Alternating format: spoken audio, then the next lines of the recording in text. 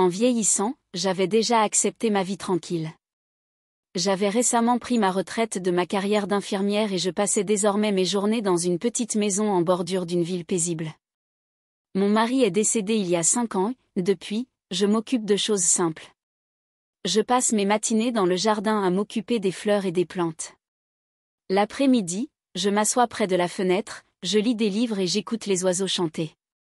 Les journées calmes sont paisibles, mais parfois le silence me fait encore plus manquer.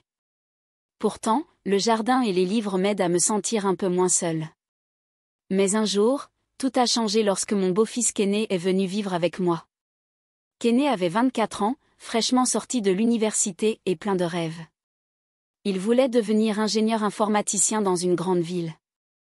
Son père, que j'avais épousé 2 ans seulement avant son décès, l'aimait beaucoup, mais je n'ai jamais eu la chance de vraiment connaître Kené. Nous avons toujours été amicaux les uns avec les autres, mais pas particulièrement proches.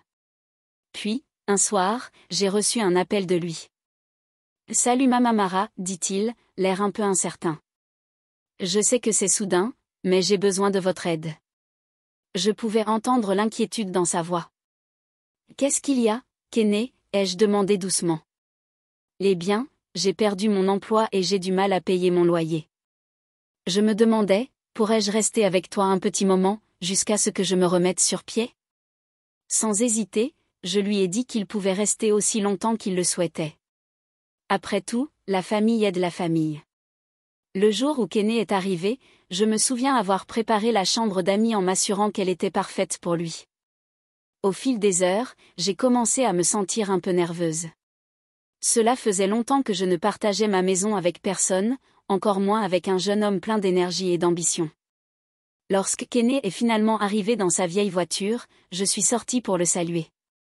Il m'a fait un sourire chaleureux, me rappelant le garçon que j'ai connu autrefois, mais maintenant il était beaucoup plus grand, avec de larges épaules et une confiance que je n'avais jamais vue auparavant. « Et Mama Mara, dit-il en me faisant un rapide câlin. « Bienvenue, répondis-je, essayant de ne pas me sentir trop mal à ma place. J'espère que votre trajet n'a pas été trop mauvais. »« C'était, merci de m'avoir laissé rester, dit-il avec un sourire. » Au début, les choses étaient calmes. Kené restait principalement dans sa chambre, postulant à un emploi et assistant à des entretiens. J'ai essayé de ne pas le planer, mais c'était agréable d'avoir quelqu'un d'autre à proximité. La maison était différente avec Kené dedans. Il me souriait de l'autre côté de la table ou me parlait de sa journée tout en s'attardant dans la cuisine un peu plus longtemps que nécessaire. Ce fut un petit, mais doux changement dans ma vie autrement calme. Une nuit, quelques semaines après son emménagement, quelque chose d'inhabituel s'est produit. Je m'étais couché tôt. La maison était silencieuse comme d'habitude, mais vers minuit, j'ai entendu le léger grincement de la porte de ma chambre qui s'ouvrait. « Kené » marmonnai-je en me frottant les yeux. « Est-ce que tout va bien ?» Il se tenait dans l'embrasure de la porte, la lumière du couloir projetant une ombre sur son visage. « Je n'arrive pas à dormir, dit-il doucement. Je me redressai, inquiète. « Est-ce que quelque chose vous dérange ?» Il hésita un instant, puis s'assit au bord de mon lit. « Je suppose que je me sens juste un peu perdu, a-t-il admis, sa voix paraissant plus basse que d'habitude. Pour la première fois, Kené semblait vulnérable, et non le jeune homme confiant que j'avais vu plus tôt. Je posai doucement ma main sur son bras. « Tout ira bien, Kené. C'est juste une période difficile. Tout le monde passe par là, dis-je doucement. » Il m'a regardé avec de la gratitude dans les yeux. « Merci Mama Mara, murmura-t-il avant de se lever et de retourner dans sa chambre. Au fil des jours, la présence de Kené est devenue un élément réconfortant de ma routine. Nous avons commencé à parler davantage, à rire au petit déjeuner et même à regarder la télévision ensemble le soir. Il m'a parlé des difficultés liées à la recherche d'un emploi en ville, et j'ai partagé des histoires de mes années d'enseignante. Petit à petit, nous nous sommes rapprochés. Un jour, Kené rentra à la maison avec une excellente nouvelle. « Je pense que j'ai décroché le poste, s'exclama-t-il, rayonnant d'excitation. Nous avons décidé de célébrer avec des plats à emporter et avons passé la soirée à parler de ses projets futurs. C'était si bon de le revoir à nouveau heureux et excité. » Les semaines passèrent et bientôt Kené décrocha officiellement le poste. La maison semblait à nouveau vivante, remplie de conversations et de moments partagés. Mais alors même que les choses s'installaient dans un rythme confortable, j'ai réalisé quelque chose d'important. La famille n'est pas seulement une question de sang, mais aussi les liens que l'on construit les uns avec les autres. Jour après jour, Kené et moi n'avions pas une relation parfaite lorsque nous nous sommes rencontrés pour la première fois, mais vivre ensemble nous a appris la valeur de la patience, de la compréhension et de l'attention. Au fil de notre temps ensemble, j'ai appris que parfois, la vie amène des personnes inattendues dans nos vies, et c'est à nous de les accueillir à bras ouverts. Et ce n'était que le début de notre nouveau voyage en famille. Au fil du temps, Kené s'est installé dans son nouvel emploi et a rapidement trouvé son rythme. Il partait tôt le matin, vêtu de vêtements soignés, portant son sac pour ordinateur portable sur son épaule. Cela me remplissait d'une légère fierté de le voir partir dans le monde avec une telle détermination. Cela m'a rappelé quand j'étais plus jeune, pleine de rêves et d'énergie, désireuse de faire une différence dans la vie de mes étudiants. Le soir, lorsque Kené rentrait à la maison, nous nous asseyions à la table à manger et parlions de nos journées. Il partageait souvent des histoires sur les projets sur lesquels il travaillait, les clients pour lesquels il concevait, et à quel point son travail était stimulant, mais passionnant. Un soir, alors que nous terminions le dîner, Kené s'est penché en arrière sur sa chaise et m'a souri. « Et tu sais, Mama Mara, je n'aurais jamais pensé que j'apprécierais vivre dans un endroit aussi calme. Avant, je pensais que la ville était le seul endroit où je pouvais m'épanouir, mais il y a quelque chose de spécial dans cette maison. » Je lui ai souri en retour. Eh bien, cet endroit a son charme. C'est paisible ici. Kené hocha la tête, regardant par la fenêtre le jardin où la dernière lumière du jour s'éteignait. Je pense que c'est plus que juste la maison, eh bien, je ne m'attendais pas à me sentir aussi proche de toi. C'est agréable de t'avoir ici. Ces paroles m'ont réchauffé le cœur. Je n'avais pas réalisé à quel point notre relation s'était développée depuis qu'il avait emménagé. Nous étions devenus plus que de simples belle-mère et beau-fils, nous étions devenus de véritables compagnons, des personnes qui se soutenaient et prenaient soin les unes des autres. Un week-end, nous avons décidé de travailler ensemble sur un petit projet. Le jardin était devenu envahi par la végétation à certains endroits, et j'ai mentionné que je voulais le nettoyer, peut-être planter de nouvelles fleurs. « Je peux t'aider avec ça, dit Kené, me surprenant. Le lendemain matin, nous sommes allés au marché local et avons acheté des graines, des outils et quelques plantes. Nous avons passé toute la journée dehors, à désherber, à retourner la terre et à planter des fleurs colorées. Le soleil était chaud sur notre dos, et le chant des oiseaux gazouillant dans les arbres rendait tout paisible. Pendant que nous travaillions, nous rions et parlions de tout. Kené m'a parlé de son enfance, de la façon dont il avait toujours aimé dessiner et concevoir, et de la façon dont son père l'avait encouragé à poursuivre sa passion. J'ai partagé des histoires de mes années d'enseignement, sur les enfants auxquels j'avais enseigné et les leçons que j'avais apprises en cours de route. À un moment donné, Kené fit une pause, essuyant la sueur de son front. « Je pense que papa aurait aimé ça, dit-il doucement en regardant autour du jardin. Il a toujours parlé de vouloir aménager un endroit comme celui-ci, mais nous n'en avons jamais eu l'occasion. » Je souris tristement, sentant le poids de ses mots. Il aurait adoré, et je pense qu'il serait fier de toi, Kené. Kené m'a regardé, les yeux remplis d'émotion. Je l'espère. Alors que le jardin commençait à prendre forme, j'ai réalisé que ce petit projet ne concernait pas seulement les fleurs ou le nettoyage de la cour.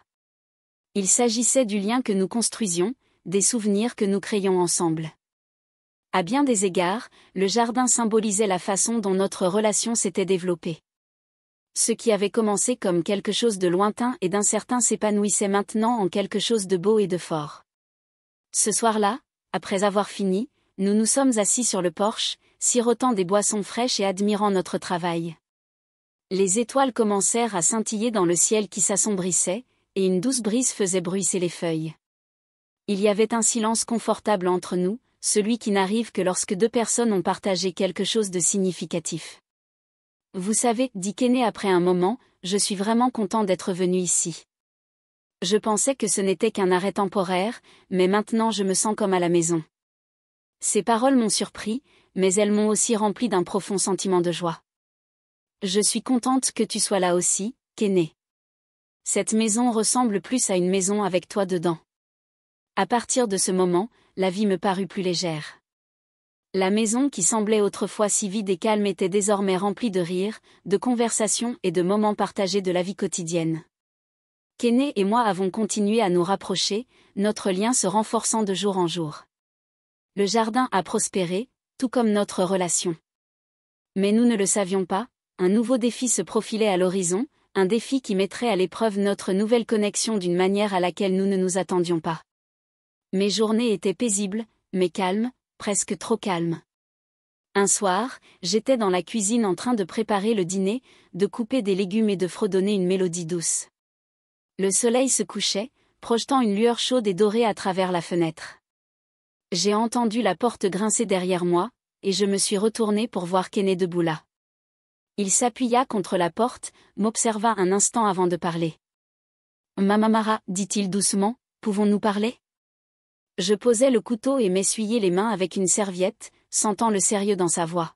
« Bien sûr, Kené. Qu'est-ce qui préoccupe votre esprit ?» Il se rapprocha, s'asseyant sur l'un des tabourets de la cuisine. Pendant un moment, il resta silencieux, comme s'il cherchait les mots justes. J'ai beaucoup réfléchi ces derniers temps à propos de nous, sur la façon dont les choses ont changé. J'acquiesçai, mon cœur commençant à battre un peu plus vite. Les choses ont changé, n'est-ce pas? Kené soupira et passa une main dans ses cheveux, une habitude que j'avais remarquée lorsqu'il était plongé dans ses pensées. Vous avez été là pour moi d'une manière à laquelle je ne m'attendais pas. Je ne sais pas comment l'expliquer, mais c'est différent maintenant. J'ai l'impression que je tiens à toi d'une manière que je n'aurais jamais imaginé pouvoir faire. Ces mots restèrent en suspens, et je sentis une boule se former dans ma gorge. Je l'ai regardé, voyant l'incertitude dans ses yeux, mais aussi quelque chose d'autre, quelque chose de plus profond. Je tiens à toi aussi, Kené, dis-je, ma voix à peine au-dessus d'un murmure. Mais ça, c'est compliqué. Je sais, répondit-il d'une voix douce.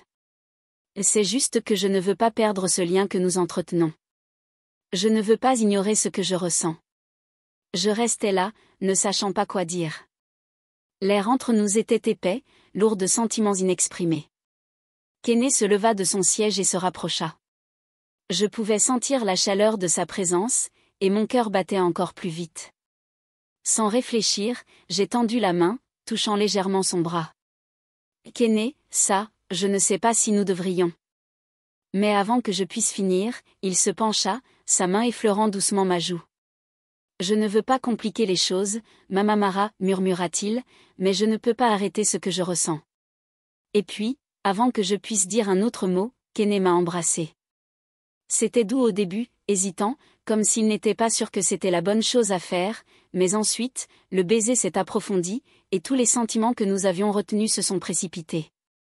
Quand nous nous séparâmes finalement, je le regardais dans les yeux, essoufflé et ne sachant pas quoi dire. Kené, ai-je commencé, mais il a doucement posé un doigt sur mes lèvres. Nous n'avons pas besoin de tout comprendre maintenant, dit-il doucement. Allons-y étape par étape. J'acquiesçai, sentant toujours la chaleur de son baiser sur mes lèvres. Mon esprit s'emballait, mais à ce moment-là, tout le reste semblait disparaître. Il n'y avait que Kené et moi, debout dans la cuisine, tous deux incertains de ce que l'avenir nous réservait, mais sachant que quelque chose entre nous avait changé pour toujours. Un jour, Kené est rentré à la maison avec un air sérieux. Il s'assit à table et me regarda longuement avant de parler. « Mamamara, j'ai reçu une offre aujourd'hui. » « Une offre ?» ai-je demandé en haussant un sourcil. « Quel genre d'offre ?» Il soupira en passant une main dans ses cheveux. « Une offre d'emploi d'une grande entreprise de la côte ouest. Ils veulent que je déménage en ville et que je travaille dans leur bureau principal. » Mon cœur se serra un peu. J'étais tellement habituée à la présence de Kené que l'idée de son départ me semblait un poids lourd dans la poitrine. « Oh, dis-je doucement, c'est merveilleux, Kené. Félicitations. » Il hocha la tête, mais son visage n'avait pas l'air aussi excité que je le pensais. « Ouais, c'est une belle opportunité, mais je ne sais pas si je veux partir d'ici. » J'ai été surprise. « Mais c'est pour cela que vous travaillez, n'est-ce pas? Une chance de travailler pour une grande entreprise, de faire évoluer votre carrière ?» Kené hocha de nouveau la tête. C'est vrai, mais je ne m'attendais pas à me sentir autant attachée à cet endroit, à toi. Pendant un instant, aucun de nous ne parla. Je ne voulais pas l'empêcher de poursuivre ses rêves, mais je ne pouvais pas nier à quel point j'en étais venue à compter sur sa présence. Finalement, je lui ai souri, même si mon cœur me faisait un peu mal. Et tu dois faire ce qu'il y a de mieux pour toi, Kené. Si ce travail est ce dont tu rêves, alors tu devrais y aller. Je serai toujours là. Kené m'a regardé avec gratitude et tristesse dans les yeux. Merci, Mama Mara. Je ne veux tout simplement pas perdre ce que nous avons construit ici. Tu ne le feras pas, lui ai-je assuré. Peu importe où vous allez, nous serons toujours une famille. Kené n'a pas pris sa décision tout de suite. Durant les jours suivants, le poids de l'offre d'emploi pesait sur nous deux. Nous avons continué nos routines habituelles, petit déjeuner ensemble, partage d'histoires le soir, mais il y avait une tension inexprimée dans l'air. Je pouvais dire que Kené était déchiré, et au fond, moi aussi. Un soir après le dîner, nous nous sommes assis sur le porche, un peu comme nous l'avions fait après avoir terminé le jardin. Les étoiles commençaient tout juste à apparaître dans le ciel, et l'air était chaud et calme. Kené n'avait pas dit grand-chose ce soir-là, et je savais qu'il était aux prises avec la décision qu'il devait prendre. Finalement, il rompit le silence. Mama Mara, dit-il doucement en se tournant vers moi, j'ai beaucoup réfléchi à cette offre d'emploi. C'est une énorme opportunité, mais je ne sais pas si je suis prêt à partir. J'ai étudié son visage pendant un moment, y voyant le conflit. Qu'est-ce qui te retient ? Ai-je demandé doucement. Il baissa les yeux sur ses mains, jouant avec une petite brindille qu'il avait ramassée. Ce n'est pas seulement le travail, c'est tout ici, toi, cette maison, la paix que j'ai trouvée dans cet endroit. J'ai l'impression d'être enfin dans un bon endroit, et je ne veux pas perdre ça. J'ai hoché la tête, comprenant plus qu'il ne le pensait. Je comprends, Kené, mais parfois la vie nous pousse dans des directions auxquelles nous ne nous attendions pas, et même si cet endroit vous semble chez vous maintenant, vous devez vous demander si rester ici vous aidera à grandir à long terme. Il m'a regardé, les yeux remplis d'incertitude. Et si j'ai l'impression que je le regrette ? Et si ça me manque ? Alors tu reviens, dis-je avec un petit sourire. Cette maison sera toujours là, et moi aussi. Mais vous ne pouvez pas prendre de décision basée sur la peur. Vous devez suivre ce qui vous convient, Kené.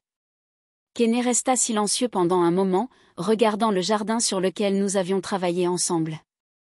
Je pouvais le voir évaluer ses options, réfléchir à ce que l'avenir pourrait lui réserver. Finalement, il soupira. Et tu as raison, Mama Mara. Je ne peux pas rester ici juste parce que c'est confortable. Je dois tenter ma chance, même si ça fait peur. J'ai souri, même si une partie de moi était triste de le voir partir. Je suis fière de toi, Kené. C'est un grand pas en avant, et je sais que tu vas faire de grandes choses. Il m'a regardé, son expression s'adoucissant. Merci pour tout. Je ne pense pas que j'aurais pu traverser cette période sans toi. Après cela, nous sommes restés assis en silence pendant un moment, profitant simplement de la compagnie de chacun. Je savais que Kené partirait bientôt, mais je savais aussi que notre lien était suffisamment fort pour résister à la distance. Le jour où Kené a emballé ses affaires et s'est préparé à partir pour la côte ouest a été doux amer. Nous avions passé la matinée ensemble, partageant le petit déjeuner et nous remémorant tous les petits souvenirs que nous avions construits pendant son séjour ici. Alors qu'il chargeait son dernier sac dans la voiture, il se tourna vers moi, l'air un peu hésitant. « Cet endroit va vraiment me manquer, dit-il doucement. Je souris, m'approchant de lui et lui faisant un câlin. Et tu vas manquer à cet endroit, Kené, mais souviens-toi, tu ne dis pas au revoir pour toujours, tu passes juste à l'étape suivante.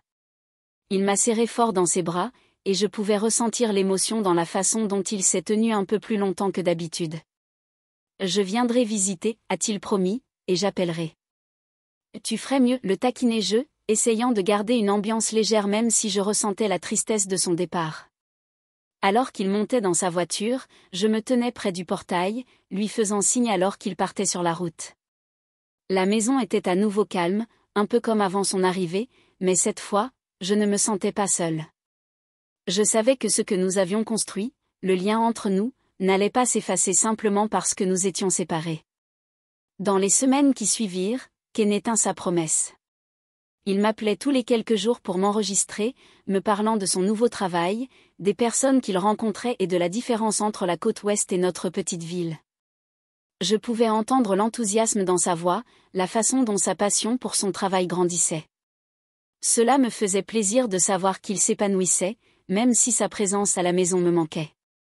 Un jour, alors que je m'occupais du jardin, mon téléphone a sonné. C'était Kenny. Et Mama Mara. Il m'a salué joyeusement. Devinez quoi? Je souris, sentant déjà son excitation. Qu'est-ce qu'il y a, Kenny? J'ai été promue. Ce n'est pas une grosse promotion, mais ils veulent que je prenne plus de responsabilités au sein de l'équipe de conception. C'est un pas en avant. C'est incroyable, dis-je, ressentant une vague de fierté. Je savais que tu pouvais le faire. Merci. Cela a demandé beaucoup de travail, mais cela porte ses fruits. Je pense en fait venir bientôt pour fêter ça. J'ai ressenti un frisson de bonheur à cette pensée. Tu sais que tu es toujours le bienvenu ici. Tu manques au jardin. Il a ri. Ça me manque aussi. Je te ferai savoir quand je pourrai venir. D'accord, très bien. J'attendrai. Après avoir raccroché, je n'ai pas pu m'empêcher de ressentir un profond sentiment de contentement. Même si Kenny était loin, notre relation était devenue quelque chose de fort et de durable. Il poursuivait ses rêves, et j'avais trouvé la paix en sachant que j'avais joué un rôle en l'aidant tout au long de son chemin. En regardant le jardin, les fleurs qui s'épanouissaient sous le soleil, j'ai réalisé que la vie avait une manière de nous surprendre. La maison n'était plus calme, elle était remplie de souvenirs, de promesses de visites, d'appels téléphoniques et de la certitude que, peu importe où le voyage de Kenny le mènerait, notre connexion demeurerait. Et là, j'ai trouvé du réconfort.